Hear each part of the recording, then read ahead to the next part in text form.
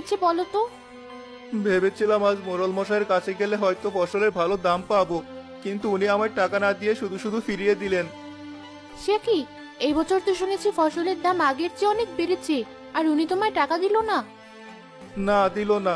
বলল গত বর্ষায় আমি তার থেকে যে 2000 টাকা নিয়েছিলাম, ফসলের দামটা নাকি তার সুদ। এইসব তুমি কি বলছো? তাহলে আমাদের চলবে কি করি? মোড়ল মশাই তোমাকে এভাবে ঠকালো? সবই আমাদের কপাল, বুঝলে? সবই আমাদের কপাল। মায়া আর কবির যখন কথা বলছিল তখনই তাদের মেয়ে মিষ্টি সেখানে এলো।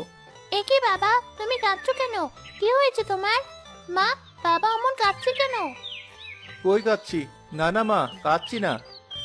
তাহলে তোমার চোখে পানি কেন? কই মা, ও কিছু না। বাবা, আজকে আবার সেই জমিদারের গল্প শোনাও। কি কি হতো তোমার দাদার জমিদারিতে? এই যে আবার শুরু হয়ে গেল সেই জমিদারির গল্প। ভুলে যাও সব। কবে কে জমিদার ছিল ওই গল্প শুনে আজ আমাদের পেট চলবে না। তাই তো, শর্ত মা, যাই। কাছে যে টাকা আছে ওই দিয়ে কিছু চাল কিনে আনি, তবে তো তোর মা ভাত রাঁধবে। এই অবেলায় তোমাকে আর কোথাও যেতে হবে না। আমার জমানো কিছু চাল ঘরে রাখা ছিল, ওই দিয়ে আজকের মতো রেঁধে ফেলেছি। যা করার কালকে করো।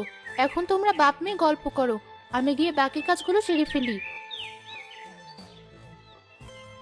বাবা, সেই গল্পটা বলো।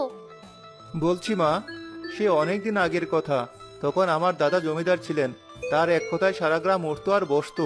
শুধু কি তাই, শুনেছি আমার বাপ দাদারা রূপোর বাসনে খাওয়া দাওয়া করতো। তাই নাকি? আমিও রূপোর তলায় ভাত খাবো। খাবে মা, বিধাতা চাইলে নিশ্চয়ই খাবে। আমি আজই খাবো।